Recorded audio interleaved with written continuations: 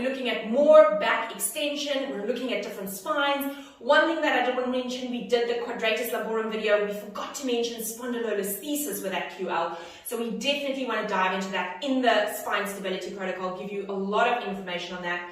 We definitely want to look at training people with things like spinal fusions, with discs, with past spinal injuries, and just understanding what their spines are capable of doing and being cautious with various movements. Super important. And on top of that, understanding different spines and not putting billions of people into 4 or 5 spine boxes. So I want you to do one of the exercises. That's one of the most basic exercises that everybody teaches, and we all know everybody teaches back extension prone. Do you agree? I agree. So we're going to change it up a little bit, show you how you can do this and who is really going to struggle with this. So on your tummy, please, Carly. Right. First thing, I want you to think of, what is the front of my client's hip like? Are they able to get that 15 to 20 degrees hip extension, or are they really tight in the front and they struggle? What is the size of their thighs? Because that will determine whether this client can lie comfortably prone.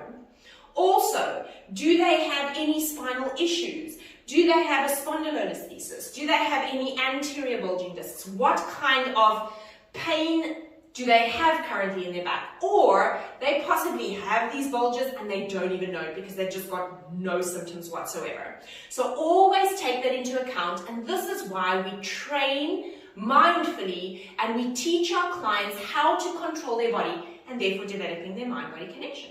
So again, depending on what's happening in the front of the hip, the size of the thighs will also tell you whether your client can squeeze their legs together here. I, in any case, never ask my clients to squeeze their legs together because I'll do lots of exercise where I can get that to work better. So Carly's going to open her legs out slightly so that this effort is gone and I can focus on this and not be worried about what's happening down there. Just a quick note, when you ask clients to squeeze their legs together, they've got tight hip flexors and bigger thighs, they have to do that. They have to sink. Think about your clients who have any lower back issues, lower back ache, and you ask them to squeeze their legs together, it becomes really difficult and you might as well just cancel the exercise. So we're going to open the legs out there. Step number 1, we need to teach them that there is control that can happen in the pelvis from the front.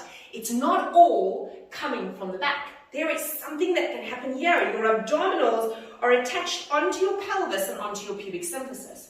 So in this position, with our whole training lower abdominals videos, you can go on the Facebook page, you can even go onto the website and get the amazing lower abdominal activation online course, because that's going to help them achieve this. Inhale here for me. Exhale, you're gently going to pull the abdominals through, hold, and you don't want to get too much glute activation because they're definitely going to want to do glutes instead of abs, okay? She's holding that over there. Circle your arms around to next to your hips for me, please.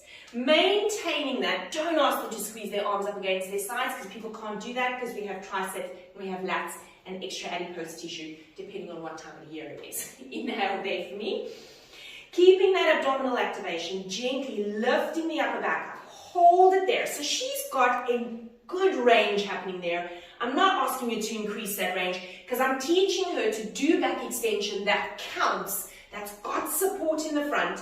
The legs aren't an issue. Inhale, controlling it down.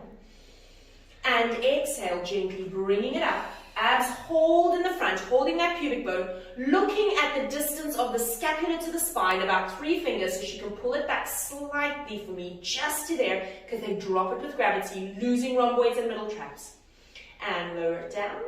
And one more, exhale, abdominals, hold, lifting it up. So she's going to get a good amount of lower, middle, and upper back work. Gently lower it down. Give me a good cheat.